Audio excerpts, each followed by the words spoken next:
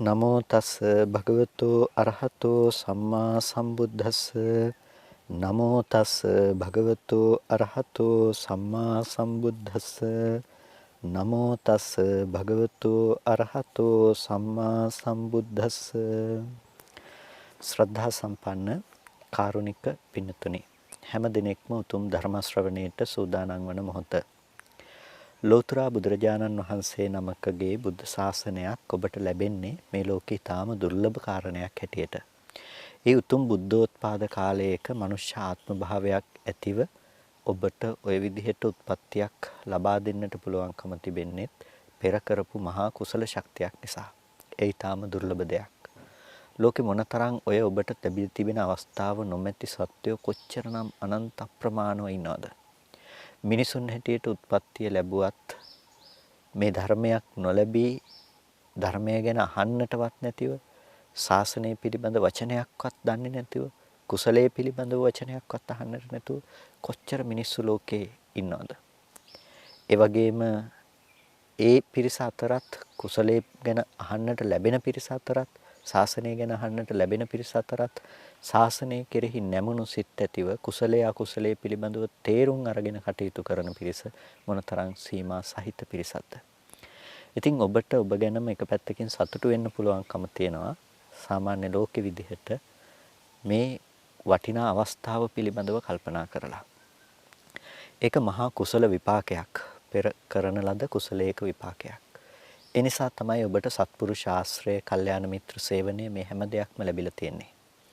ඉතින් මේ විදිහේ කුසල ඵලයක් ලබාගත් අද දවසේදී ඔබ ඔබේ ජීවිතය තවත් බොහෝ කුසල ධර්මයන්ගෙන් සම්පූර්ණ කරගන්නට අවශ්‍යයි. ඒක ලෞකික කුසල ධර්මයන්, ලෝකෝත්තර කුසල ධර්මයන් මේ හැම පැත්තෙම ඔබ සුපෝෂණය වන්නට අවශ්‍යයි. ඉතින් ඒ කාරණාව දිහා අපි බලනකොට ඔබට මේ කාලෙදී බොහොම වටිනාම කුසල ධර්මයක්, යුගයේ මහා පින්කමක් ඔබට සිද්ධ කරගන්නට පුළුවන්කම තියෙනවා. ඒ පිළිබඳවත් මුලින් සිහිපත් කරන්නට අපි කල්පනා කළා.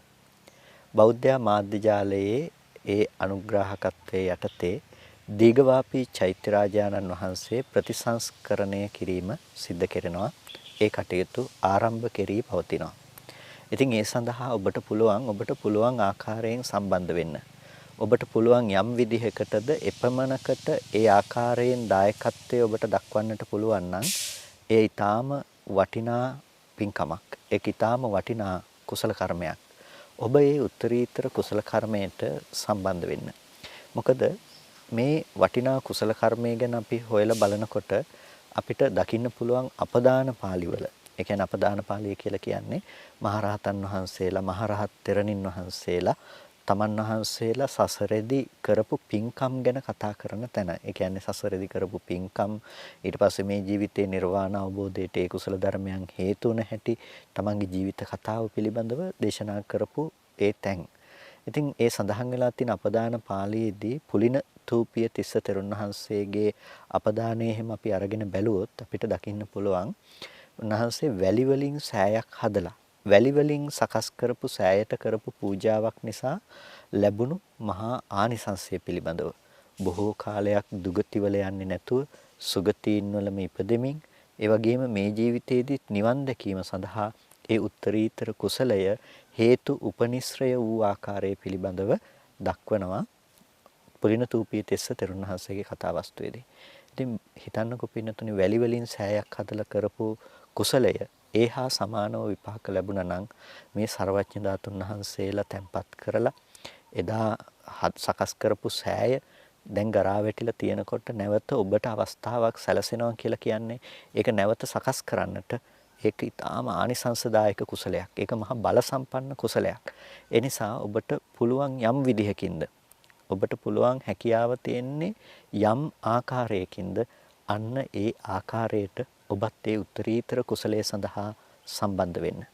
ඉතින් ඔබට පුළුවන් හැම පැත්තකින්ම අඩුම තරමෙන් ඔබට ආර්ථික වශයෙන් මූල්‍යමය වශයෙන් ඒ සඳහා දායක වෙන්න අපහසු නම් යම් පමණකට සාදුකාරයක් දීලා හරි ඒ උතුම් කුසලය අනුමෝදන් වෙන්න.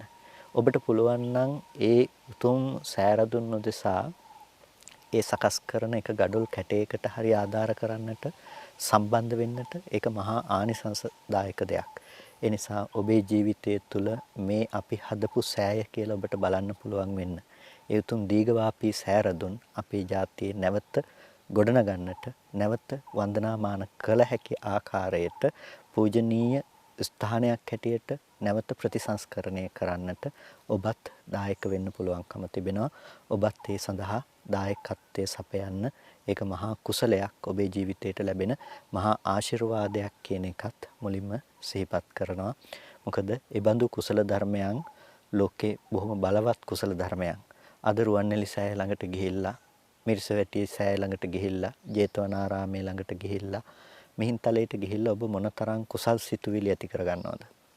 ඉතින් චෛත්‍යයක් වන්දනා කරනකොට, දකින්නකොට ඒ ඇතිවෙන සැදැහැ සිතුවිලි ඕනෑම කෙනෙකුට හිතට පහන් සිතුවිලි ඇති වෙනවනේ. ඒ සිතුවිලි වලට ඒ දේ ගොඩනගපු ඇත්තෝ සහසම්බන්ධ වෙලා තියෙනවා. ඒ කියන්නේ ඔබ හිතා සතුටු වෙනවා නම්, අනුමෝදන් වෙනවා නම් සදානුස්මරණීය පින්කමක් බවටයි ඒ කුසලයේපත් වෙන්නේ. ඒ නිසා ඔබත් ඒ උතුම් කුසලය ඔබේ ජීවිතයට සම්පූර්ණ කරගන්න. ඔබට හැමදාම හිත සතුටු වෙන්න පුළුවන් මහානීය කුසලයක් බවට ඒ උත්තරීතර කුසලය පත් කරගන්නට පුළුවන්කම තියෙනවා. ඉතින් ඒ කුසල ධර්මයන්ගෙන් ඔබේ ජීවිතය පූර්ණේ කරගන්න ගමන්ම අපි නිර්වාණගාමිනී ප්‍රතිපදාවත් අපි පුරා ගන්නට අවශ්‍යයි. බුද්ධෝත්පාද කාලයක අපට ලැබෙන උත්තරීතරම ලාභය වෙන්නේ ඒ නිර්වාණගාමිනී ප්‍රතිපදාවනේ. ඒ නිර්වාණගාමිනී ප්‍රතිපදාවට අදාළ ධර්ම කොටහසයන් තමයි අප සාකච්ඡා කරගෙන ආවේ. ඒ ධර්ම කොටහසයන් සාකච්ඡා කරනකොට අපි සංඛාරයන්ගේ උපේක්ෂාව ඇති කර ගැනීම පිළිබඳව සාකච්ඡා කළා. කොහොමද සංඛාර උපේක්ෂාව ඇති වෙන්නේ කියලා. ඉතින් සංඛාර උපේක්ෂාව ඇති කරගන්නට ප්‍රධාන වශයෙන්ම අවශ්‍ය වෙන දෙයක් හැටියට අපි දැක්කා අනාත්ම ධර්මය, නැතිනම් අනාත්ම ලක්ෂණය තේරුම් ගැනීම කියන දේ. අනාත්ම ලක්ෂණය විස්තර කර ගැනීමේදී අපිට වටිනා සූත්‍ර දේශනාවක් තමයි මොගරාජ සූත්‍රය කියලා කියන්නේ. ඉතින් මොගරාජ සූත්‍රය පිළිබඳව අපි බලනකොට සුත්ත නිපාතයේ දැක්වෙන මොගරාජ සූත්‍රයේ වඩාත් අර්ථ විවරණයක් අපිට දකින්න පුළුවන්කම තියෙනවා චුල්ල නිද්දේශ පාළියේ. ඉතින් චුල්ල නිද්දේශ පාළියේ මොගරාජ සුත්ත නිද්දේශය ඇසුරු කරගෙන තමයි අපි අනාත්ම සංඥාව පිළිබඳව කතා කළේ. එතකොට ලෝකයේ ශුන්‍ය වශයෙන් දකින්නේ, සත්පුද්ගල භාව වශයෙන් ලෝකයේ ශුන්‍යයි කියන දේ දකින්න පුළුවන්කම තියෙන්නේ ඒ අනාත්මයත් එක්ක, අනාත්ම දර්ශනයත් එක්ක. ඒ අනාත්ම දර්ශනය කොහොමද අපි ගොඩනගාගන්නේ, නැතිනම් අපේ ජීවිතය තුළ කොහොමද අපි ප්‍රත්‍යක්ෂ කරන්න කියන කාරණාව තමයි අප මේ පසුගිය දේශනාවන් තුළින් කතා කරන්නට යෙදුනේ.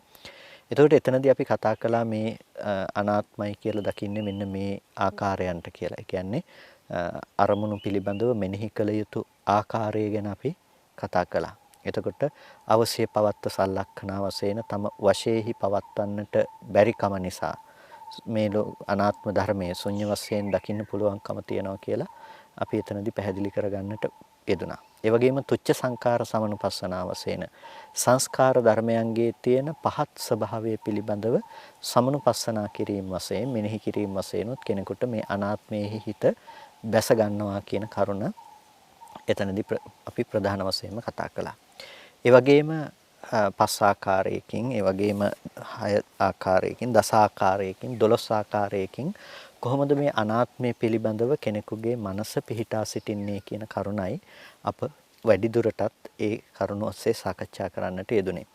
ඉතින් මේ අනාත්ම දර්ශනය පිළිබඳවම තවත් කරුණු කාරණා කිහිපයක් අද දවසේදී අපි විස්තරාත්මකව කතා කරන්නට බලාපොරොත්තු වෙන්නේ.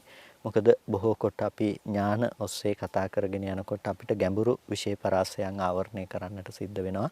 ඒකට බොහෝ දෙනෙකුට ඒ කරුණු කාරණා පිළිබඳව තේරුම් ගැනීමේ අපහසුතාවයක් ගොඩනගෙනවා. ඒ නිසාම ඒ කරුණු තවත් ඔබට සමීප කොට කතා කරන්නට අවශ්‍ය නිසා අපි කල්පනා කළා තවත් අවශේෂ සූත්‍රාදිය ඒ අදාළ ගැළපෙන තැන්වලට එකතු කරමින් ඒ කාරණාව වැඩි දුරටත් පැහැදිලි කරගන්නට. ඉතින් ඒක නිසා තමයි මේ කරුණු පිළිබඳව තවදුරටත් මේ විස්තරාත්මකව කතා කරන්නේ. ඉතින් අපිට මේ කාරණාව පිළිබඳව දකිනකොට අපිට දකින්නට පුළුවන්කම තියෙනවා බුදුරජාණන් වහන්සේ දේශනා කරපු ඒ සූත්‍ර දේශනා අනුසාරයෙන් කොහොමද මේ අනාත්ම සංඥාව ප්‍රකට වෙන්නේ කියන කරුණ විමසා බලන්නට. බුදුරජාණන් වහන්සේ දේශනා කරනවා නායම් භික්ඛවේ කායෝ තුම්හකං. මහණෙනි මේ කය ඔබලගේ නෙමෙයි. නපි අඤ්ඤේසං මේ කය අනිත් කෙනෙකුගේත් නෙමෙයි. පුරාණ විදම් භික්ඛවේ කම්මං අபிසංකතං අபிසංචේතිතං වේදනීයං දට්ඨබ්බං. එතකොට මේක මේ පුරාණ කර්ම ප්‍රත්‍යයෙන් හටගත්ත දෙයක් හැටියට පුරාණ කර්මයෙන් සකස් කළ දෙයක් හැටියට දත යුතුයි. එතකොට මේක සුතවත් ආරි ශ්‍රාවකෙක් නම් මේක දකින්නේ කෙනෙක් හෝ පුද්ගලයෙක් හැටියට නෙමෙයි පටිච්චසමුප්පන්න ධර්මයක් හැටියට. ඒ කියන්නේ මේ හේතු ටික ඇති කල්හි ඉතින් මස්මින් සති ඉදං හෝති මේ හේතු ටික තියෙනකොට තමයි මේ ඵලය ඇති උනේ. මස්සුප්පාදා ඉදං උප්පජ්ජති මේ දේ උත්පාදයෙන් තමයි මේ ඵලය ඉපදුනේ කියලා මේ පටිච්චසමුප්පාද ධර්මයේම දකින්න පුළුවන්කම තියෙනවා. අවිජ්ජා පත්‍ය සංඛාරා විද්‍යාව නිසා මේ සංස්කාර ධර්මයන්ගේ හට ගැනීම සිද්ධ වුණා. සංස්කාරය නිසා විඥානයගේ පහළවීම වුණා. ඒ වගේම විඥානය නිසා නාම රූප නිසා සලආයතන මේ ආදි වශයෙන් පටිච්චසමුප්පාද ධර්මයේ පිළිබඳව සම්මර්ෂණය කරන්නට පුළුවන්කම තියෙනවා. එතකොට අපි කෙනෙක් පුද්ගලයෙක් කියලා ඇසුරු කරන මම ඌ කෙනෙක් ජීවත් වෙනවා කියලා හිතන තැනක අපිට පෙනෙනවා හේතුඵල ධමයක්. එතකොට හේතු නිසා හටගත්ත ධර්මතා සමූහයක් හේතු නිසා හටගත්ත ධර්මයක් නම් එතකොට ඒ ධර්මයන්ගේ නිරෝධයෙන් හේතු ධර්මයන්ගේ නැතිව යෑමෙන් ඒ ඵල නිරෝධයකටපත් වෙනවා. එහෙනම් ඒක කෙනෙකුට අවශ්‍ය විදිහට ලෝකේ පවත්වන්න පුළුවන් කමක් නැත්තේ නෑ. කෙනෙකුට ඕන විදිහට තියාගන්න පුළුවන් කමක් නැත්තේ නෑ. අන්න ඒ නිසා එතන තියෙන්නේ අනාත්ම ධර්මයක්, අනාත්ම ලක්ෂණයක් කියලා කියනවා. අන්න ඒ විදිහට මේ සූත්‍ර අනුසාරයෙන් අපිට අනාත්ම ලක්ෂණය පිළිබඳව දකින්න පුළුවන්කම තියෙනවා. ඒවම්පි ශුඤ්ඤතෝ ලෝකං අවික්ඛති. මේ විදිහටත් ලෝකයේ අනාත්ම ලක්ෂණය ප්‍රකට කර ගැනීම තුළින් සත්ව පුද්ගල භාව වශයෙන් ශුඤ්ඤයි කියන මේ ඥානය, මේ ප්‍රඥාව කෙනෙකුට ඇති කරගන්නට පුළුවන්කම තියෙනවා. ඒ වගේම බුදුරජාණන් වහන්සේ දේශනා කරනවා යං භික්ඛවේන තුම්හාකං තම් පජහත. මහණෙනි යමක් ඔබලගේ නෙවෙයි නම් තම් පජහත ඒ ඔබලගේ නොවන දේ දුරු කළා දාන්න. එතකොට තංගෝ පහිනං දීගරත්තං හිතාය සුඛාය භවිස්සති.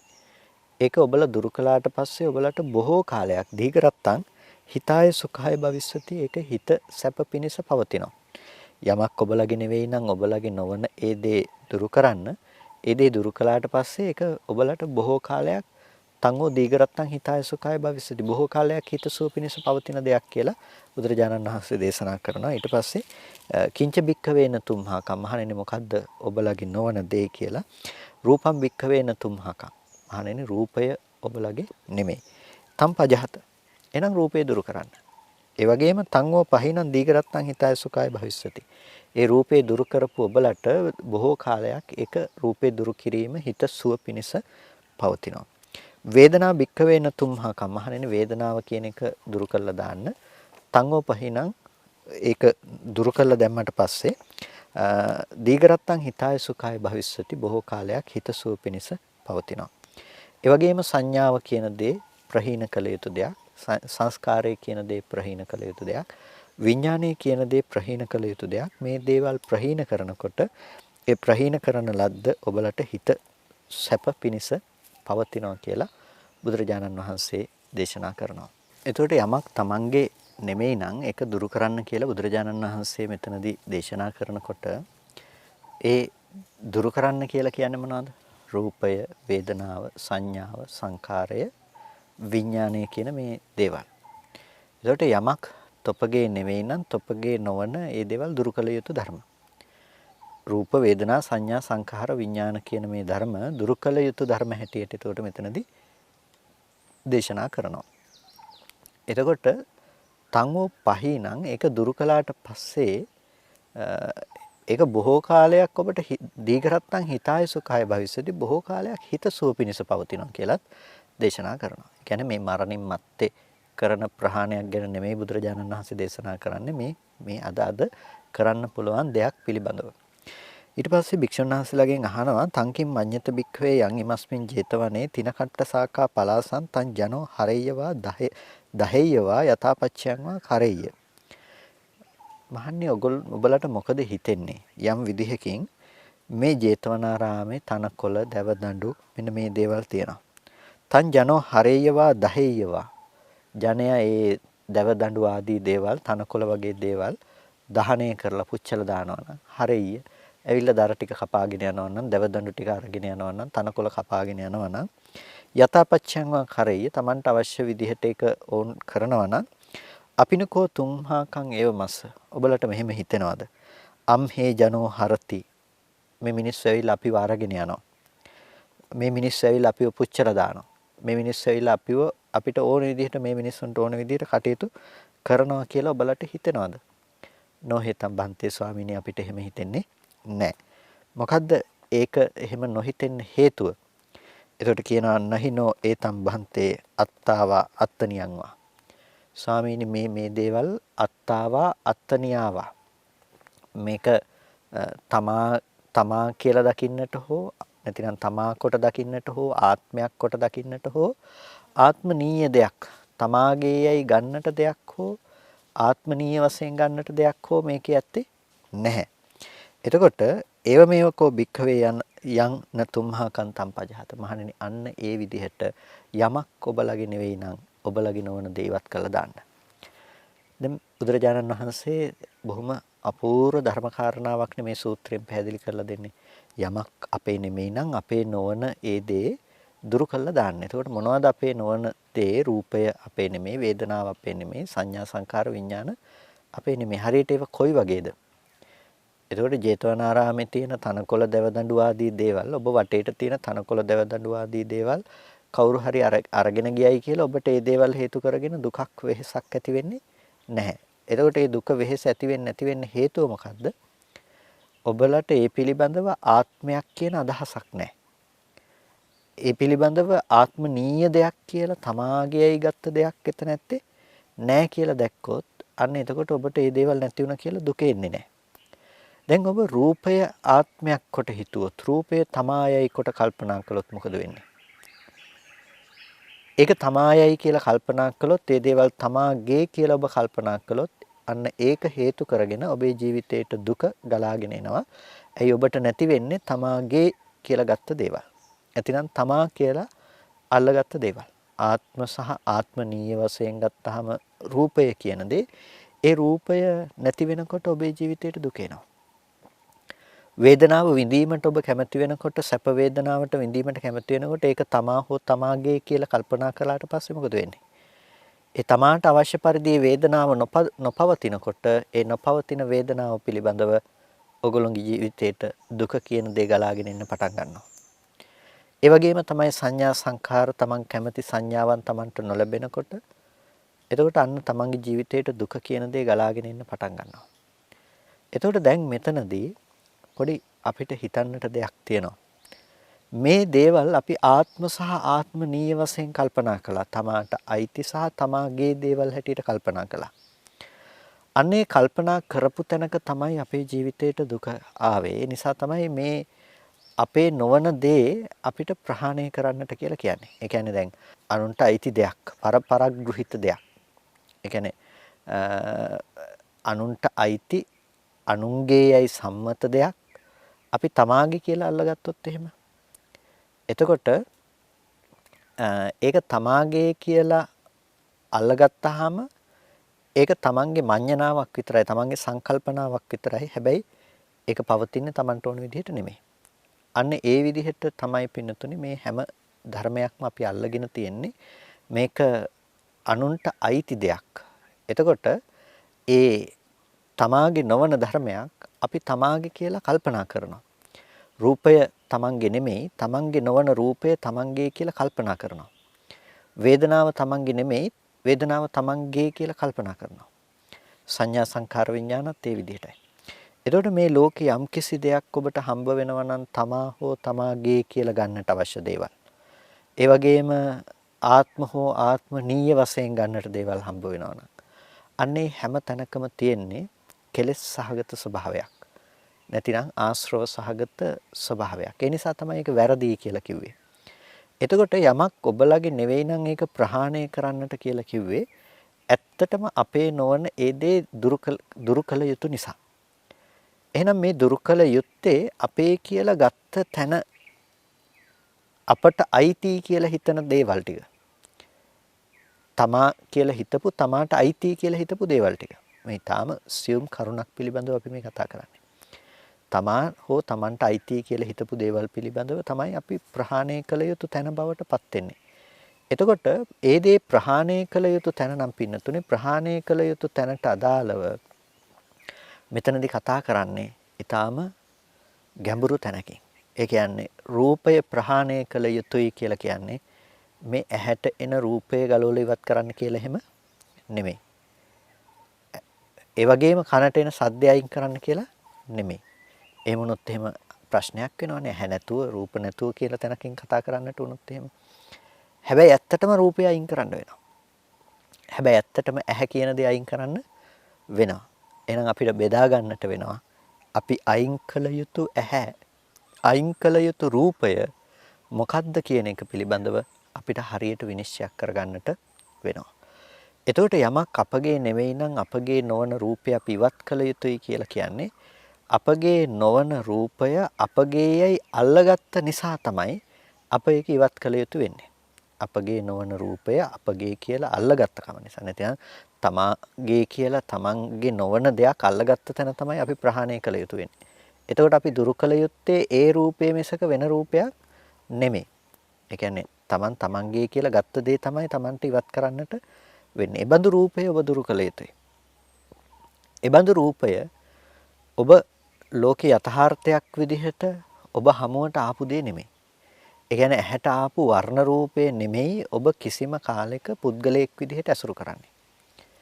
ඇහැට ආපු වර්ණ රූපය ඔබට කිසිම දවසක පුද්ගලයෙක් විදිහට ඇසුරු කරන්නට පුළුවන් කමක් නැත්තේ නැහැ. ඒක අනාත්ම ලක්ෂණයක්, අනාත්ම ධර්මයක් විදිහට තමයි ඇසට ඉදිරිපත් උනේ. ඒ වගේම එතන හිතක් ඇති වුණා නම් ඒ හිත ඇති උනේ සම්පූර්ණම අනාත්ම වූ රූපය පිළිබඳව දැන ගැනීම වශයෙන්. ඇසට වතිත වූ රූපේ දැන ගැනීම වශයෙන්. එතකොට ඒ දැනගත්තේ බාහිර තියෙන රූපයක් නෙමෙයි. එළියේ ලෝකේ තියෙන රූපයක් නෙමෙයි. ඔබ දැනගත්තේ ඒ ඇහැට ආපු වර්ණ රූපේ පිළිබඳව තමයි දැනගන්නට පුළුවන්කම තියෙන්නේ. එතකොට අන්න ඒ විදිහට රූපය පිළිබඳව දැනගත්ත තැනක කෙනකෙනාගේ මානසිකාරය තුලින් කෙනකෙනාගේ සංකල්පනාව තුලින් රූපය කියන දේ ඇසුරු කරන්නට පටන් ගන්නවා. ඒක එළියේ තියෙන දෙයක්. ඒක මේ විදිහට පවතිනවා කියලා තමන්ගේ ප්‍රපංච සංඛ්‍යාත දේවලුත් එක්ක ප්‍රපංච කියලා කිව්වේ තෘෂ්ණා මාන දිට්ඨි කියන මේ ධර්මයන්ොත් එක්ක එකතු කරලා තමන්ගේයයි කියලා අල්ල ගන්නවා මේ දේවල්. ඒතකොට දැන් තමන්ගේ කියලා අල්ල ගන්න තැන ඇත්තටම අර බාහිර රූපේ නැතිනම් ඇහැට ආපු වර්ණ රූපේ නෙමෙයි මේ අල්ලගත්තේ. අල්ලගත්තේ මොකද්ද? වර්ණ රූපය නොවුන තැනක තමන් ඇති කරගත්ත රූපේ පිළිබඳව ඇති කරගත්ත කෙනෙක් දෙයක් පුද්ගලයෙක් කියලා ගත්ත තැන තමයි අපි හැම වෙලාවකදීම රැවටුණු දේ. එතන තමයි ප්‍රපංච සහගතව අපි රූපේ ඇසුරු කරනවා කියලා කියන්නේ. ඒ කෙනාට තමයි ලෝකේ රූපේ හම්බ වෙන්නේ. රූපේ තියනවා කියලා හිතන්නේ මේ මට්ටමේදී. එතකොට ඔබ එහෙනම් රූපේ දුරු කළ යුත්තේ රූපය ඇති බවට ඔබට හම්බ වෙන තැනදී මිසක රූපය හම්බ නොවන තැනකදී නෙමෙයිනේ. එතකොට රූපය හම්බ වෙන තැන ඒ රූපය ඔබ දුරු කළ යුතුයි. මොකද ඔබට කවදාවත් රූපේ ඒ විදිහට හම්බ වෙන්නේ නැති නිසා.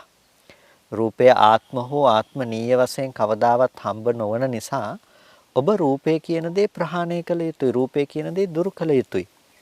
ඒ නිසා රූපය කියන දේ ඔබගේ නෙමෙයි කියලා බුදුරජාණන් වහන්සේ දේශනා කරනවා. ඔබගේ නොවන ඒ රූපය දුරු කළ යුතුයි. ඒ දුරු කළ යුත්තේ ඒක ඔබගේ කියලා ඔබට ඇසුරු කරන්නට ලැබෙන නිසා. එතකොට ඔබට කවදාවත් ওই විදිහට නිකම්ම එළියේ තියෙන රූප අයින් කරන්න පුළුවන් කමක් නැත්තේ නෑ.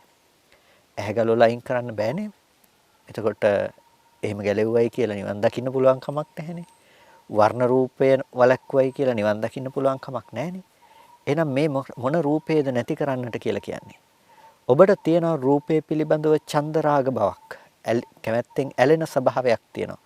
අන්න ඒ බඳු මට්ටමේ රූපය ඔබ ප්‍රහාණය කළ යුතුයි. චන්දරාග සංප්‍රයුක්ත වෙන නැතිනම් චන්දරාගයේ ඇසුරු වෙන මට්ටමේ රූපයක් ඔබට තියෙනවා නම් ඒ රූපය ඔබට ලැබෙන්නේ ආත්මනීය වශයෙන්. තමා හෝ තමාගේයයි කියලා ගන්න සුදුසු මට්ටමක තමයි ඔබට ඒ බඳු රූපය ඇසුරු වෙන්නේ. අන්න ඒ රූපය ඔබ ප්‍රහාණය කළ යුතු වෙනවා. ඒ මට්ටමේ රූපය ඔබ ඇසුරු කරන්නෙම ඒක බාහිර තියනවා කියලා බලනකොට. ඒ රූපේ එළියේ ඇති බවට ගන්නකොටම ඒ රූපේ දකින්න දෙවැන්න මේ පැත්තේ නිර්මාණය වෙලා ඉවරයි. ඒ නිසා ඔබට ලෝකේ ඇසුරු කරන්නට කියලා යම් රූපයක් ලැබෙනවා නම් යම් රූපයක් දැනෙනවා නම් ඒ ඇසුරු කරන්නට රූපය ලැබෙන තැනක දැනෙන තැනක දෙවැන්නෙක් හැම වෙලාවකදීම ඉඳලා තියෙනවා. හැබැයි ඇත්තටම රූපයේ පෙනීම කියන දේ කරන්නට ඔය ප්‍රඥප්ති අවශ්‍ය වුණේ නැහැ. රූපේ පෙනුනේ අනාත්ම ලක්ෂණයක් විදිහට. ආශ්‍රව අවශ්‍ය වුණේ නැහැ රූපේ පෙනීම කියන කෘත්‍ය කරන්නට. එතකොට ඒ හේතු ටික නිසා හටගත්ත තැනක අපි හැම වෙලාවකදීම රූපය පිළිබඳව ඇසුරු කරන්නේ වෙනම තැනක ඉඳලා. අන්න ඒ රූපය ඇසුරු කරන තැන අපි එතන ඒ රූපය තමයි අපි ප්‍රහාණය කළ යුත්තේ. ඒ රූපය අපි ප්‍රහාණය කළ යුතුයි. ඇයි තමාගේයි කියලා ගත්තේ රූපේ තමාගේ නෙමෙයි. ඒක ස්පර්ශය නිසා හටගත්ත ධර්මයක්. ස්පර්ශ නිරෝධයෙන් නිරුද්ධයි. ස්පර්ශය නිසා හටගත්ත ධර්මය බාහිර තියෙන රූපේ නෙමෙයි සතර මහා ධාතු රූපේ නෙමෙයි. ස්පර්ශය නිසා හටගත්ත දේ ඇහැ නෙමෙයි. ස්පර්ශය නිසා හටගත්ත දේ විඥානය නෙමෙයි. එතකොට මේ යම් කිසි දෙයක් ස්පර්ශය නිසා නම් හටගන්නේ ස්පර්ශය නිසා හටගත්ත ධර්මය ඇහැ කියා නොසිතිය යුතුයි. රූපය කියා නොසිතිය යුතුයි. චක්කු විඥානය කියා නොසිතිය යුතුයි. ඒක ඇහැ රූප චක්කු විඥාන කියලා අපි ඒ දේවල් වලට නැවත හිතින් නැඹුරු වෙන බව තියෙනවා නම් අන්නේ නැඹුරු වෙන බව ඒ නැඹුරු වෙන කම අපි නතර කරන්නට ඕනේ. එතකොට යම් කිසි දෙයක් වෙත අපිට නැඹුරු වෙන්නේ නැත්තම් යම් කිසි තැනකට අපි මනසින් නැඹුරු වෙන්නේ නැත්තම් ඒ නැඹුරු නොවන දේ ඒ කියන්නේ විඥාණයෙන් ඇස ඇසුරු කරන්නේ නැත්තම් විඥාණයෙන් රූපය ඇසුරු කරන්නේ නැත්තම් විඥාණයෙන් චක්කු විඥානය ඇසුරු කරන්නේ නැත්තම් ඒ විඥානයේ යමක් ඇසුරු නොකරන කල්හි ඇසුරු නොකරන දේ ලෝකේ පවතිනවා කියලා කෙනෙකුට කියන්න පුළුවන්ද? විඥාණයෙන් යමක් ඇසුරු කරන්නේ නැත්තම් ඇසුරු නොකරන දේ පවතිනවා කියලා කෙනෙකුට කියන්න පුළුවන්ද? එhmenan යාට විඥාණයෙන් තොරව දැනගන්න පුළුවන් වෙන්නේ නැහැ. විඥාණයට යමක් ඇසුරු වෙන්නේ නැත්තම් පවතින බවක් ඇසුරු වෙන්නේ නැත්තම් යම් තැනක ඇස ඇසුරු වෙන්නේ නැත්තම් රූපය ඇසුරු වෙන්නේ නැත්තම් චක්කු විඥානය ඇසුරු වෙන්නේ නැත්තම් අන්න ඒ කෙනාට පින්නතුනේ මේ ලෝකේ ඇස පැනවිය යුතු වෙන්නේ නැහැ. රූපේ පැනවිය යුතු වෙන්නේ නැහැ. චක්කු විඥානය පැනවිය යුතු වෙන්නේ නැහැ. ඒක ඊටාම ගැඹුරු ධර්ම સિદ્ધාන්තයක්. එතකොට අපිට මේ කාරණාව පිළිබඳව පැහැදිලි කරගන්නකොට මේකට ප්‍රවේශයක් ගන්නට නැතිනම් මේකට ප්‍රවිෂ්ඨ වීම සඳහා තියෙන මාර්ගය තමයි අපි මේ කතා කරන අනාත්ම ලක්ෂණය ප්‍රත්‍යක්ෂ කිරීම. ඒ නිසා තමයි යමක් අපගේ නෙවෙයි නම් ඒක ප්‍රහාණය කළ යුතුයි කියලා දේශනා කළේ. එතකොට අපගේ නොවන ධර්ම හැටියට බුදුරජාණන් වහන්සේ උපමාවකුත් දේශනා කළානේ මෙතනින්. යම් කිසි විදියකින් ජේතවනාරාමේ තියෙන දැවදඬු තනකොළ ආදී දේවල් කට්ටිය ඇවිල්ලා ගෙනියනකොට අපිට හිතෙන්නේ නැහනේ අපි වාරගෙන යනවා කියලා. ඇයි ඒක තමා හෝ තමාගේ කියලා ගන්න සුදුසු දේවල් නොවන නිසා. ඉතින් මොහොතක් පාස හටගෙන නැති වෙන රූපය, වේදනාව, සංඥාව, සංකාරය, විඥානය කියන දේවල් එහෙනම් කොහොමද තමා හෝ තමාගේ බවටපත් වෙන්නේ? ඒ දේවල් නැතුව යනකොට ඒක තමා හෝ තමාගේ නම් තමා නැති වෙන දුක මොහොතක් පාස ඔබට එන්නේ නැහැ. නමුත් ඒ දේවල් තමා හෝ තමාගේ වෙන්නේ නැහැ. එතකොට ඒ තමා හෝ තමාගේ නොවන ධර්මතා ටිකක් තමයි ඔබ තමා හෝ තමාගේ කියලා නැවත ඇසුරු කරන්නේ. අන්නේ ඇසුරු කරන්නට ලැබෙන දේ ඔබ නැති කරනවා නම් ඒ නැති කරන දේ තමයි ඔබ කළ යුත්තේ. එතකොට ඒ නැති කරන්නට තියෙන මාර්ගය තමයි අපි කතා කළේ. ඔබ නැවත ස්පර්ශය කියන දේ තුලින් ඇති කරපු දේ ප්‍රතිඵලය දකින්න නැත්නම් ඇහැ රූප චක්කු විඥානය වගේ ධර්මයන්ගේ දකින්න නැත්නම් එතකොට ඔබට ලෝකේ ඇසුරු වෙන්න තැනක් නැහැ කියලා. එතකොට බුදුරජාණන් වහන්සේ මෙතනදී මේ අනාත්ම ලක්ෂණයක් අපට මනවින් දේශනා කරලා තියෙනවා. මේ අනාත්ම ලක්ෂණය අවබෝධ කිරීමෙන් තමයි ලෝකේ ශුන්්‍යතාවය කියන කාරණාව පිළිබඳව අපට තේරුම් ගන්නට පුළුවන්කම තියෙන්නේ. මෙන්න මේ විදිහට යම් කිසි කෙනෙක් ලෝකය පිළිබඳව දකිනවා නම් උට ලෝකයේ ශුන්‍ය වශයෙන් දකින්නට පුළුවන්කම තියෙනවා. ඒ ලෝකේ අනාත්ම ලක්ෂණය උට පේනවා. දැන් මේ විදිහට ඇහැ පිළිබඳව කල්පනා කරනවා නම්, කන පිළිබඳව කල්පනා කරනවා නම්, නාසය, ගන්ධය, රස, ස්පර්ශ පිළිබඳව කෙනෙක් කල්පනා කරගෙන යනවා නම් එතකොට මේ රූප වේදනා සංඥා සංකාර විඥාන පිළිබඳව කල්පනා කරනවා නම් එයාට හම්බෙනවා මේ කිසිම දෙයක පිහිටා සිටීමක් කරන්න බැරි මට්ටමක මානසික මට්ටමක්. ඒ කියන්නේ මේ හැම දෙයක්ම හේතු නිසා හටගත්ත ධර්ම හේතු නැති වෙනකොට නැති වෙනවා. රූපය කියන එක ආහාර ප්‍රත්‍යයෙන් හටගත්ත දේ ආහාරය නැතිලා යනකොට රූපය නැති වෙනවා. වේදනාව කියන දේ ස්පර්ශ ප්‍රත්‍යයෙන් හටගත්ත දේ ස්පර්ශ ප්‍රත්‍යයෙන් හටගත්ත වේදනාව ස්පර්ශ නිරෝධයෙන් නැතිලා යනවා. ස්පර්ශය නිසායි සංඥාව ඉපදුනේ සංස්කාරය ඉපදුනේ. එතකොට ස්පර්ශය නැති වෙනකොට සංඥා සංස්කාර තියෙන්න පුළුවන් කමක් නැත්තේ නැහැ.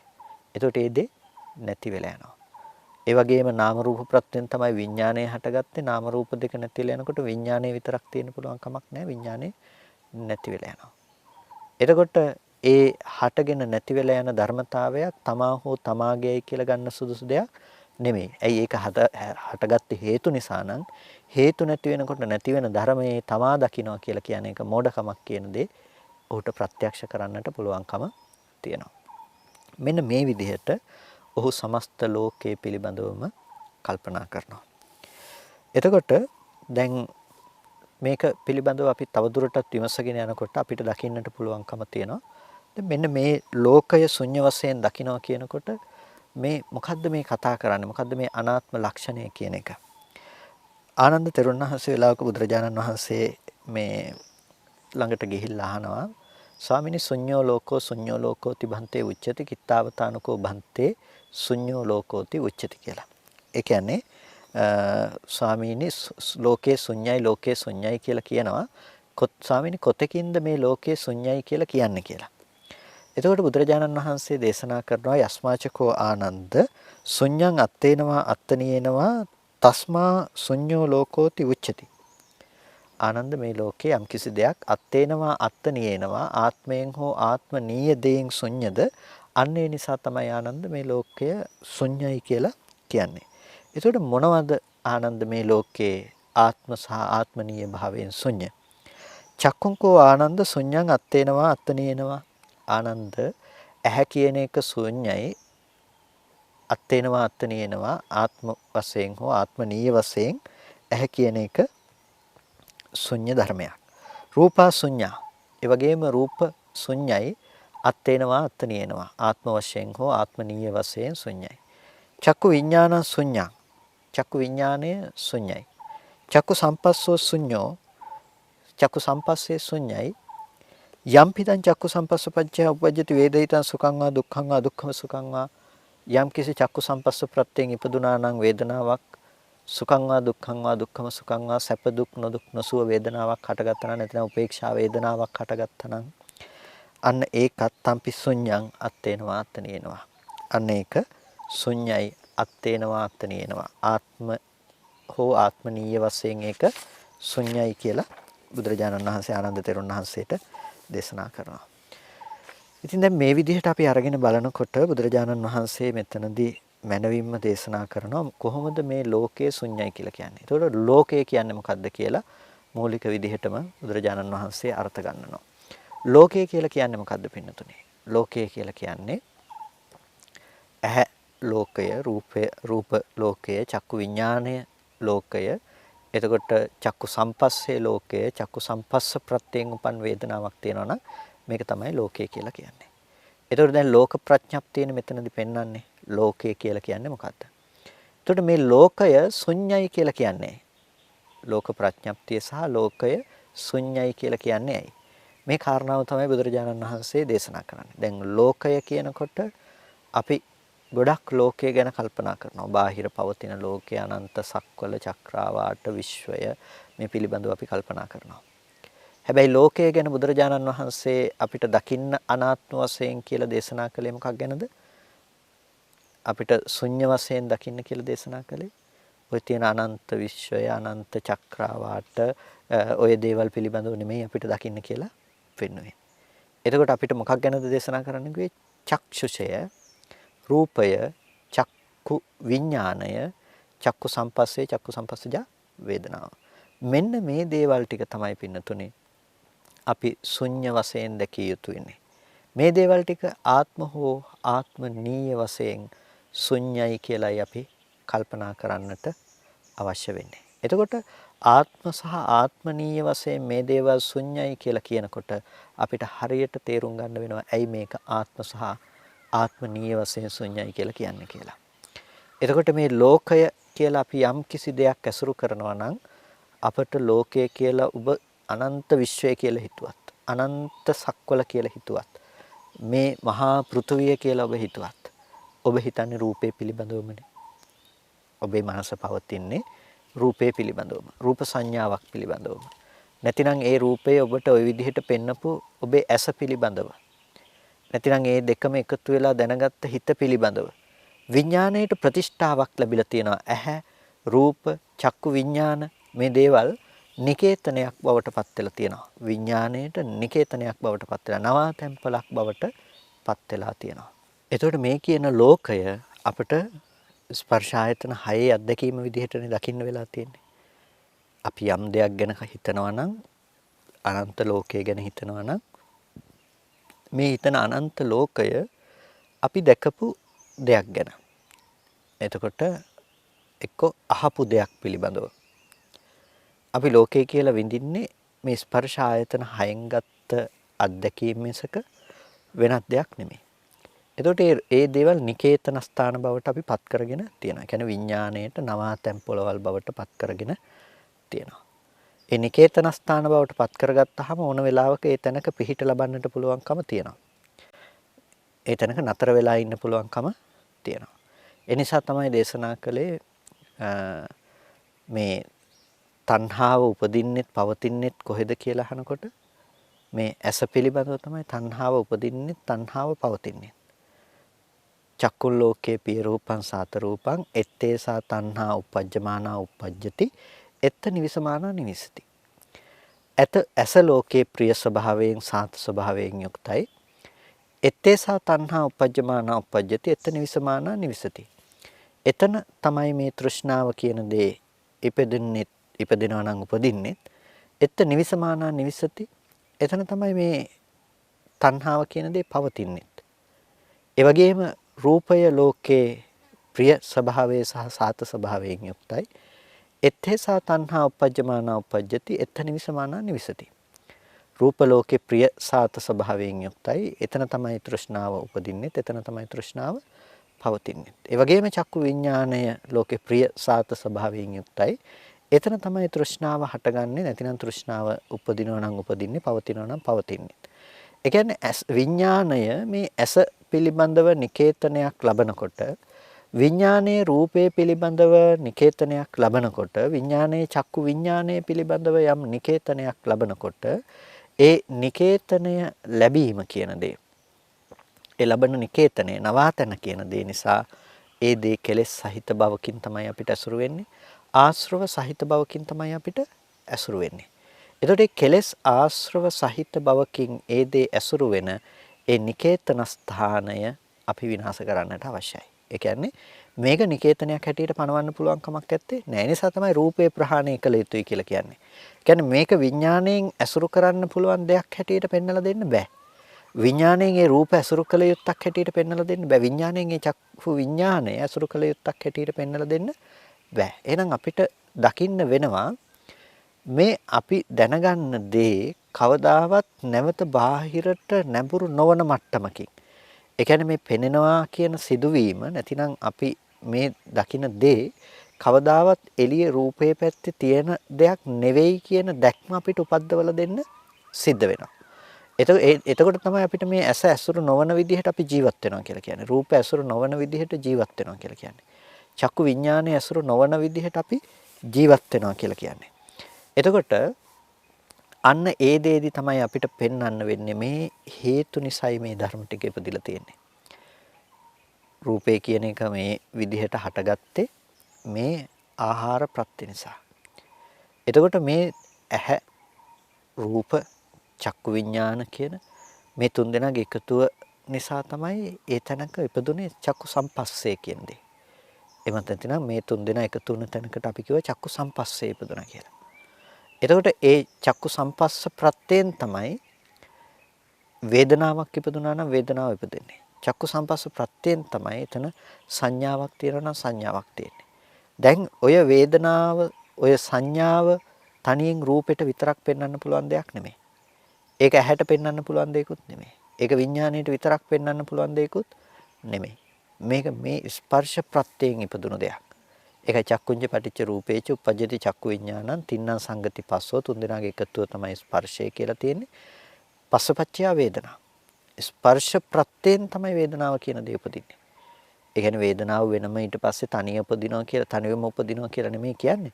එතකොට මේ දේවල් එක්ක සහජාතවම මේ වේදනාව කියන දේ සංඥාව කියන ධර්මය උපදිනවා. හැබැයි මේ ධර්ම ඉපදුනාට මේ ස්පර්ශය කියන දේ මුල් කරගෙන තමයි මේ ධර්ම පැවතුනේ. ස්පර්ශය කියන දේ මූලික කරගෙන තමයි වේදනා සංඥා කියන දේවල් පැවතුනේ. හැබැයි ස්පර්ශය කියන දේ මුල් කරගෙන නම් වේදනාව සංඥාව කියන දේ ඉපදුනේ. ඒ ස්පර්ශය කියන දේ තිබුණේ ඇහැ රූප චක්කු විඥාන කියන තුන් දෙනෙක් ඇති වුණ තැනක නම් ඒ ස්පර්ශ ප්‍රත්‍යයෙන් ඉපදුණු වේදනාවට හෝ සංඥාවට හෝ ඒ චේතනා සංස්කාරයට විඥාණයට හෝ අපි කියනවා නම් ඒක අර ඇහැයි කියලා ඒක අර රූපයයි කියලා ඒක අර චක්කු විඥානයයි කියලා ඒක වැරදි. එතකොට ඒක ඇහත් නෙමෙයි ඒක රූපයක් නෙමෙයි ඒක චක්කු විඥානයක් නෙමෙයි මේක මේ ප්‍රත්‍යයෙන් උපන්න දෙයක්. ඒක අපිට ඇහැට දාන්න පුළුවන් කමක් නැත්තේ නෑ. ඒක රූපේට විතරක් අයිති කරන්න පුළුවන් කමක් නැත්තේ නෑ. මේ විදිහට අපිට එතන පවතින අනාත්ම ලක්ෂණය දකින්න ඕනේ. මේ විදිහේ ධර්මතාවයක් සිද්ධ වීම තුළ මේ විදිහේ කෘත්‍ය සමவாயයක් සිද්ධ වීම තුළ තමයි මේ දේ අපිට ඇති වෙලා තියෙන්නේ. එතකොට අපිට පේනවා කවදාවත් මේ පවතින දේ බාහිර ලෝකේ තියෙන දෙයක් නෙමෙයි කියලා. පවතින දේ බාහිර ලෝකේ තියෙන දෙයක් නෙමෙයි කියලා අපිට දකින්න පුළුවන්කම තියෙනවා. වර්ධවා ගන්න එපා මේ කිව්වේ බාහිර තියෙන දෙයක් නෙමෙයි කියලා ඔක්කොම හිතේ හදාගෙන හිතේ තමයි පෙන්නලා තියෙන්නේ කියලා එහෙම නෙමෙයි මේ කිව්වේ. ඒ කියන්නේ අපි මේ විදිහට අද ප්‍රඥප්ති විදිහට පනෝගෙන වටිනකම් නොවටිනකම් දැකගෙන තෘෂ්ණාවෙන් ඇසුරු කරන මට්ටම කවදාවත් ලෝකෙට අයිති දෙයක් ලෝකේ තියෙන මට්ටම නෙමෙයි. ඒක හැම වෙලාවකදීම ස්පර්ශ ප්‍රත්‍යයෙන් හටගත්ත ධර්මයේ ස්පර්ශ නිරෝධයෙන් නිරුද්ධ වෙනවා කියලා නොදන්නා කම නිසා හදාගත්ත අපි සංකල්පමය වශයෙන් ගොඩනගාගත්ත ලෝකයක්. එතකොට මේ ලෝකයට ඇසුරු කරන්න ලැබෙන රූප ඔක්කොම ප්‍රහාණය කළ යුතු මට්ටමේ රූප. ඒ රූපේ ප්‍රහාණය කළ යුතුයි කියලා කියන්නේ ඔබ යම් මට්ටමකින් රූපය ඇසුරු කරනවා නම් ඇසුරු කරන රූපය හොඳ නරක විදිහට ඔබට ලැබෙනවම තමයි. ඇසුරු කරන රූපේ දකින්න කෙනා හොඳ නරක විදිහට ඔබට ලැබෙනවම තමයි. ඒ දේවල් ඇසුරු කරගෙන ඔබට සංඥා සංකල්පනාවන් නැතිනම් ප්‍රපංච සහගත සංකල්පනාවන් ඔබ වටකොට සිටිනවා. ඒ දේවල් ඇසුරු කරගෙන ඔබ හැසිරෙනවම තමයි. එහෙනම් ඒ බඳු මනෝභාවය ඔබට වැරදි කියලා ඉස්සෙල්ලම තේරුම් ගන්නට වෙනවා. ඒක වැරදි කියලා තේරුම් ගැනීමට අපිට අවශ්‍ය වෙන්නේ ලෝකේ යථාභූත දර්ශනය. ඒ කියන්නේ අනාත්ම ලක්ෂණය අපිට ප්‍රකට කරගන්නට වෙනවා. ඒ කියන්නේ හේතු ධර්මයන් පරිග්‍රහණය කරලා ඒ ධර්මයන්ගේ තියෙන ශුන්්‍යත ලක්ෂණය පිළිබඳව අපිට තේරුම් ගන්නට වෙනවා.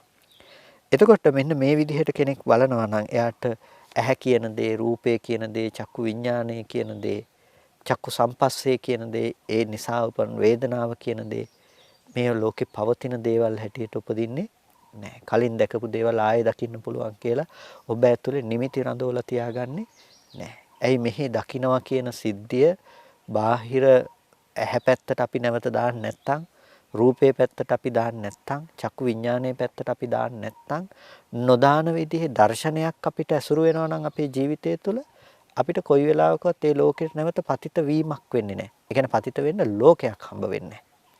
ඒකට අන්නේ ලෝකයක් හමු නොවන තැනට අවශ්‍ය කරුණු තමයි බුදුරජාණන් වහන්සේ මේ අපිට දේශනා කළා තියෙන්නේ.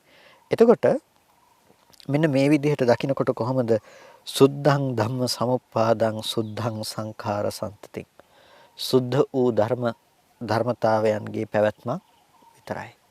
එතකොට සුද්ධං සංඛාර සම්තතින් පස්සන්තස්ස යතහ භූතං නභයං හෝති ගාමිනී. ගාමිනීට බුදුරජාණන් වහන්සේ දේශනා කරන ගාථාවක් මේ විදිහට පස්සන්තස්ස යතහ භූතං යථා භූත ස්වභාවයේ දකින කෙනාට නභයං හෝති බයටපත් වීමක් ලෝකේ කවදාවත් වෙන්නේ නැහැ. ඇයි එයාට බයටපත් වෙන්නට ධර්මතා ටික පුද්ගලයෙක් විදිහට හම්බ වෙලා නැහැ. මම හිටියොත් තමයි මට දේවල් නැති වෙලා යන්න පුළුවන්කම තියෙන්නේ. රූප වල ආත්ම තිබුණොත් තමයි ඔබට දරුවා නැති වෙන්න පුළුවන්කම තියෙන්නේ. ඒක විඳින මෙහි ආත්මයක් හිටියොත් තමයි ඒ දුක විඳින්න කෙනෙක් මේ පැත්තේ ලැබෙන්නේ. හැබැයි සුද්ධං ධම්ම සමුප්පාදං වුණොත් එහෙම සුද්ධ වූ ධර්ම මාත්‍රයක පැවැත්මක් විතරක් වුණොත් මේ නිසා හටගත් ධර්මය නැති වෙනවා කියන ස්වභාවය නම් ලෝකේ තියෙන්නේ. එහෙනම් ඒ හටගෙන නැති වෙන ධර්මතා සමූහය කෙනෙකුට අයිති කියලා හිතන කමම වැරදි කියලා තේරුම් ගත්තොත් ඒ කෙනාට ලෝකේ බය වෙන්න හේතු නැහැ. බය නැත්තේ කෙනා බය වෙන්න කෙනෙක් හෝ පුද්ගලයෙක් නැතිකම නිසා. ඒ නිසා තින කට්ට සමං ලෝකං යදා පඤ්ඤාය පස්සති. ලෝකය කියන දේ තින කට්ට සමං ලෝකං තුනක් කාෂ්ඨ විදිහට දකිනවා. නාඤ්ඤං පත්තය තේ කිංචි අඤ්ඤත්‍ර අපපටි සන්දියා. එතකොට මේ ලෝකේ කිසිම දෙයක් පිළිබඳව ප්‍රාර්ථනා කරන්නේ නැහැ. ඔහුගේ එකම දේ තියෙන්නේ අප්‍රතිසන්දි භව පිණිස විතරයි. ඒ කියන්නේ මතු පුනර්භවයේ පිණිස ප්‍රතිසන්දි භාවයේ පිණිස අදහසක් ඇත්තේ නැහැ. එතකොට ඒ පුනර්භවයේ පිණිස අදහසක් නැතිකම හැරුණකොට වෙන කිසිම දෙයක් ලෝකේ ප්‍රාර්ථනා කරන්නට ප්‍රනිදි වශයෙන් බලාපොරොත්තු වෙන දේවල් නැහැ. ඇයි යාට ලෝකයේ කියන දේ තින කට්ට සමන්. තෘණහා කාෂ්ඨහා සමානයි. මොනවාද තෘණ කාෂ්ඨහා සමාන? තෘණ කාෂ්ඨ වලට වටිනකමක් නැහැනේ. ඒ දේවල් කෙනෙකුගෙත් නෙමෙයිනේ, පුද්ගලයෙකුගෙත් නෙමෙයිනේ. අන්න ඒ විදිහට මොහුට ලෝකේ හම්බ වෙනවා.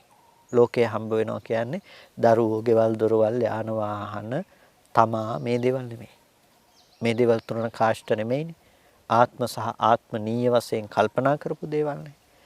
ඇහැට පෙනෙන රූපේ හටගෙන නැති වෙලා යනවා නම්, කනට ඇහෙන සද්දේ හටගෙන නැති වෙලා යනවා නම්, ඒ දේවල් වලට වටිනකමක් ඇත්තේ නැහැ. ඒවා මොහොතක් පාස හටගෙන නැති වෙලා යන දේවල්. මේ ධර්ම සම්තතිය පිළිබඳව දකිනකොට ඒ ධර්ම සම්තතියක් ලෝකේ තියෙන වැඩකට නැති දෙයක් කියලා තේරුම් ගන්න පුළුවන්. කැලේ තියෙන ගහක් කැඩිලා බිඳිලා විනාශ වෙලා යනවා.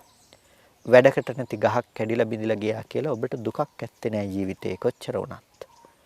ඒ වගේම ලෝකයේ කියන දේ ඔබට තින කට්ට සමන් ලෝකං යදා පඤ්ඤාය පස්සති තෘණහා කාෂ්ඨ විදිහට මේ ලෝකේ දකින්න පුළුවන් නම් තනකොළහා දිරුණු දඬු හැටියට ලී දඬු හැටියට ඔබට ලෝකේ දකින්න පුළුවන් නම් අන්නේ විදිහට ලෝකයේ දකිනකොට ඔබට මේ දේවල් වල වටිනකමක් හම්බ වෙන්නේ නැහැ. ඇහැට පෙනෙන රූපය ඇතුලේ ඔබට වටිනකමක් හම්බ වෙන්නේ නැත්නම් කනට ඇහෙන ශබ්ද ඇතුලේ වටිනකමක් හම්බ වෙන්නේ නැත්නම් ඔබට අවශ්‍ය වෙන්නේ නැහැ ලෝකේ කවදාවත් ලස්සන රූප හොයාගෙන ගිහිල්ලා බලලා සතුට වෙන්න. ඒ වගේම හොඳ ಗುಣ ගායනා අහගෙන මේ දේවල් වල සතුට විඳ විඳ ලෝකේ හොඳ හොයාගෙන යන්න ඔබට අවශ්‍ය වෙන්නේ නැහැ. ලෝකේ යථාර්ථය ඔබ තේරුම් ගත්ත කෙනෙක් බවට පත් වෙනවා. මෙන්න මේ විදිහට තමයි ලෝකයේ පිළිබඳව මෙනෙහි කළ යුත්තේ කියලා දේශනා කරනවා. උත්තං හේතම් භගවතා නිසා බුදුරජාණන් වහන්සේ දේශනා කරනවා ඒව මේව කෝ භික්ඛවේ රූපං සමන්නස්සති යාවතා රූපස්ස ගති. මේ විදිහට භික්ෂුව නැතිනම් මේ නිවන් දකින්න කෙනා රූපං සමන්නස්සති රූපේ පිළිබඳව සම්මර්ෂණය කරනවා යාවතා රූපස්ස ගති. රූපේ ගති යම් තාක් දේතාක් සම්මර්ෂණය කරනවා. වේදනං සමන්නස්සති යාවතා වේදනාය ගති. වේදනාව පිළිබඳව සමනුපස්සනා කරනවා නැතිනම් වේදනාව පිළිබඳව සම්මර්ෂණය කරනවා වේදනාවේ ගතිය ඇතිතාක් සංඥාව සංස්කාරයේ විඥානයේ පිළිබඳව මේ විදිහට බලනවා ඒකේ ගතිය යම් තාක්ද ඒ තාක් පිළිබඳව ඔහු බලනවා. එතකොට ඔහුට බලනකොට මොනවද පේන්නේ? යම් පිස්ස හෝති අහන්තිවා මමන්තිවා අස්මීතිවා.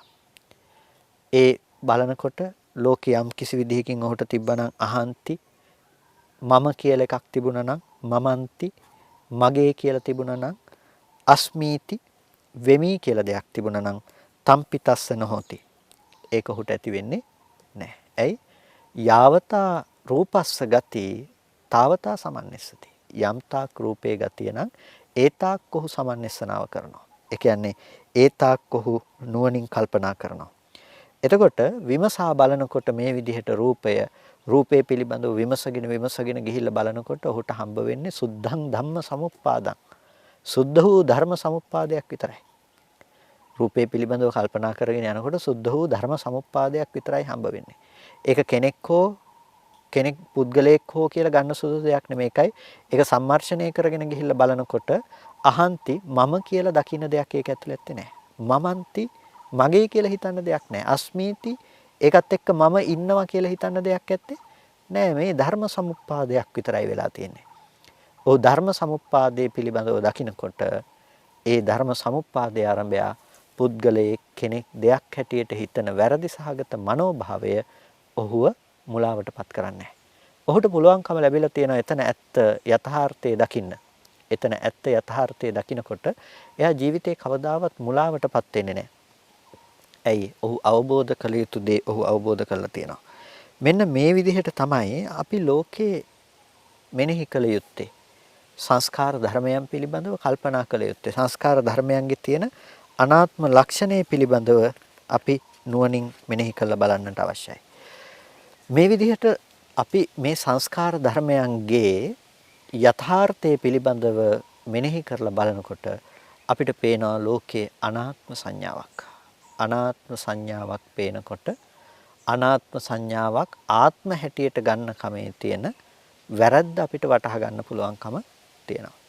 එතකොට ඒ වැරද්ද වටහා ගන්නකොට එතන අපිට ඒ සංස්කාර ධර්මයන්ගේ උපේක්ෂාවක් උපදිනවා.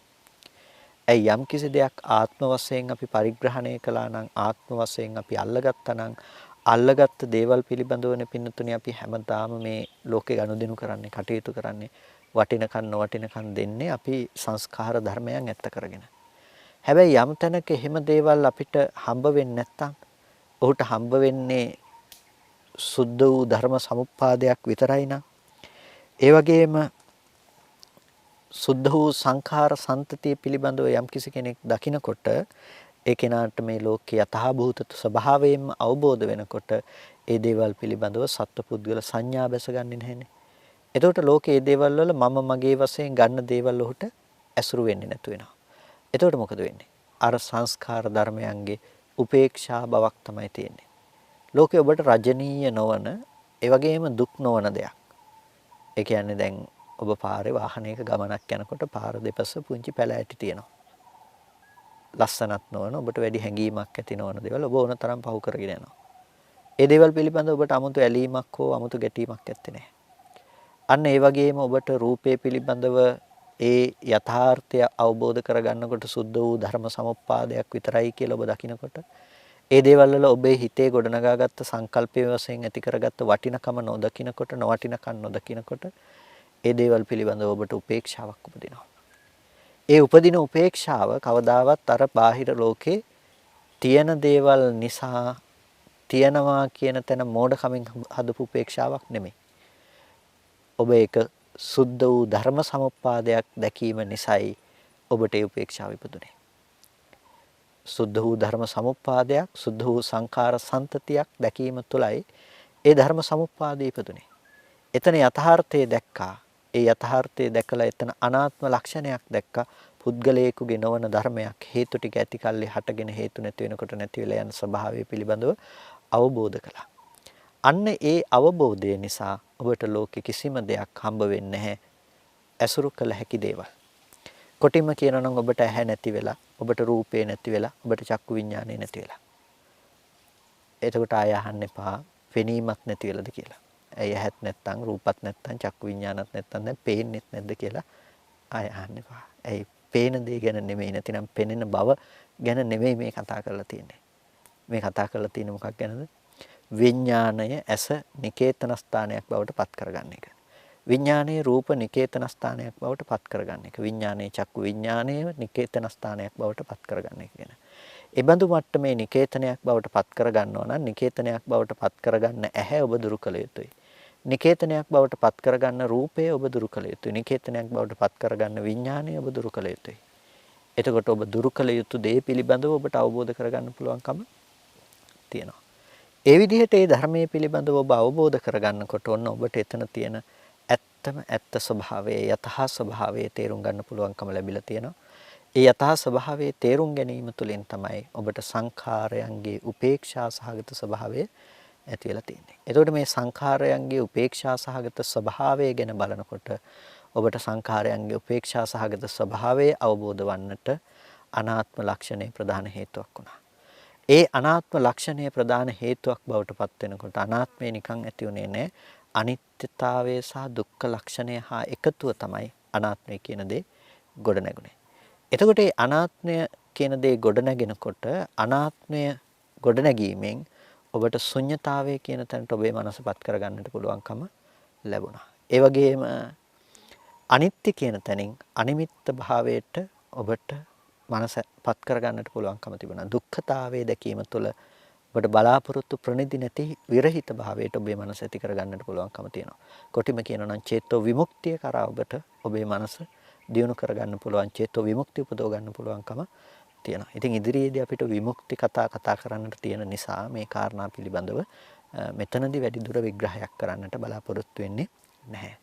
ඉතින් අද මේ විදිහට අනාත්ම ලක්ෂණය පිළිබඳව සංඛාර උපේක්ෂාවක් ගොඩනැගීමට පදනම් වන විපස්සනාවට අවශ්‍ය වන අපේ සම්මර්ෂණයේ පැවැත්විය යුතු විදිහ ගැනයි අපි මේ කතා කළේ. එතකොට මේ අනාත්ම ලක්ෂණය ගොඩනැගෙන ආකාරය ගැන කතා කරපු මේ කාරණා ටික ඔබේ ජීවිතයට ප්‍රායෝගිකව භාවිතයට ගන්න කල්පනා කරගන්න අද දවසේදී ධර්ම ශ්‍රවණය කළා යෝනිසෝ මනසිකාරාදී පවත්තලා වටිනා කුසල ධර්මයක් සිද්ධ කරගන්නට යෙදුනේ. මේ සිද්ධ කරගත්ත සියලු කුසල ධර්මයන් අපි අනුමෝදන් කළ යුතු අයට අනුමෝදන් කරමු. අපට අර්ථයෙන් ධර්මයෙන් අනුශාසනා කළ ධර්මාචාර්ය අවසරයි මාංකඩවල සුදස්සන ස්වාමීන් වහන්සේට, අවසරයි මාංකඩවල නන්දරත්න ස්වාමීන් වහන්සේට, ස්වාමීන් වහන්සේලා දෙනමටම උතුම් නිවනින් සැනසීම පිණිස මේ කුසලය හේතු පාරමිතාවක්ම වේවා කියලා සාදු කියලා පින් අනුමෝදන් කරනවා. ඒ වගේම ඔබ අද දවසේදී මේ සිද්ධ කරගත්ත සියලු කුසල ධර්මයන් සියලු දෙවියන්ටත් අපි අනුමෝදන් කරනවා. දෙවියෝ මේ පින් සතුටින් සාදුනාදෙන් අනුමෝදන් වනු ලබත්වා. දෙවියන්ටත් මේ පින් උතුම් නිවනින් සැනසීම පිණිස හේතු පාරමිතාවක්ම වේවා කියලා සාදු කියලා දෙවියන්ටත් පින් අනුමෝදන් කරන්න. ඒ වගේම අද දවසේදී ධර්මදේශනාවේ දායකත්වයෙන් කටයුතු කරනවා ගම්පහ මල්වත්ත පාරේ පදිංචි ආර්.කේ.ඒ. පත්මා මහත්මිය ඇතුළු ඒ පවුලේ පින්වත් පිරිස විසින් ඒ පින්වත් පිරිස බලාපොරොත්තු වෙනවා මේ පරිලෝකීය ඥාතීන්ට පුණ්‍යානුමෝදනා කරන්නට. පළමුව අපවත් වී වදාළ අවසරයි පූජ්‍ය දරණාගම කුසල ධම්මනායක මාහිම්පාණන් වහන්සේට පුණ්‍යානුමෝදනා කරන්නට බලාපොරොත්තු වෙනවා. ඒ වගේම ආර්.කේ.ඒ. හෙද්රික් ආදරණීය පියාණන්ට සහ සංසාරගතව මේ ගිහිල්ලා යම් කිසි ඥාතිවරයෙක් බලාපොරොත්තු වෙනවා නම් ඒ සියලු ඥාතීන්ටත් පුණ්‍යානුමෝදනා කරන්නට බලාපොරොත්තු වෙනවා. ඒ මිය පරලෝක ගිහිල්ලා යම් ඥාතිවරයෙක් බලාපොරොත්තු වෙනවා නම් ඒ සෑම සියලු දෙනාත් ඒ වගේම මිය පරලෝක ගිය සියලුම රණවිරුවන් ඉන්නවා නම් ඒ සෑම සියලු දෙනාට පින් බලාපොරොත්තු වෙන කෙනෙක් ඉන්නවා නම් ඒ සෑම සියලු පිරිසටම මේ පින් අපි අනුමෝදන් කරමු. හැමදෙනාම සතුටින් සාදුනාදයෙන් මේ පින් අනුමෝදන් වනු ලබත්වා. හැමදෙනාටම උතුම් නිවනින් සැනසීම පිණිස මේ කුසලය හේතු පාරමිතාවක්ම වේවා කියලා සාදු කියලා පින් අනුමෝදන් කරන්න. ඒ වගේම අද දවසේදී මේ ධර්ම දේශනාවේ දායකත්වයෙන් කටයුතු කරනවා ගම්පහ මල්වත්ත පාරේ පදිංචි ආර්.කේ.ඒ. පත්මා මහත්මිය ඇතුළු ඒ පවුලේ පින්වත් පිරිස. ඒ පින්වත් පිරිස බලාපොරොත්තු වෙනවා කුසුමාවතී වීරසූරිය ආදරණීය මෑණියන්ට නිදුක් නිරෝගී සුවපත් චිරජීවනයේ ලැබේවා කියලා සෙත් ප්‍රාර්ථනා කරන්නට. ඒ වගේම සියලුම මහා සංඝරත්නයට සෙත් ප්‍රාර්ථනා කරන්නට අවසරයි බොරලන්දේ වජිරඥාන ස්වාමීන්ද්‍රයන්න් වහන්සේ ඇතුළු ඒ සියලුම ස්වාමීන් වහන්සේලාට පුණ්‍යානුමෝදනා කරන්නටත් බෞද්ධ කාර්ය මණ්ඩලයට පුණ්‍යානුමෝදනා කරන්නටත් බලාපොරොත්තු වෙනවා. එහෙනම් ඒ දායකත්වයේ දරන මල්වත්ත පාරේ පදිංචි ආර්.කේ.ඒ. පත්මා මහත්මිය ඇතුළු ඒ සියලුම දෙනාටත් ඒ වගේම කුසුමාවතී වීරසූරිය මෑණියන් ඇතුළු ඒ සියලු පින්නතුන්ට මේ උතුම් කුසල ධර්මය නිදුක් නිරෝගී සුවපත් බව චිරජීවනයේ සලසාගෙන මේ ගෝර කටුක භයංකර දුක් සහිත සසරින් එතරව ලබන අමා මහ නිවනින් සැනසීම පිණිසම මේ කුසලය හේතු පාරමිතාවක්ම වේවා කියලා සාදු කියලා පින් අනුමෝදන් වන්න. හැම දිනාටම තෙරුවන් සරණයි.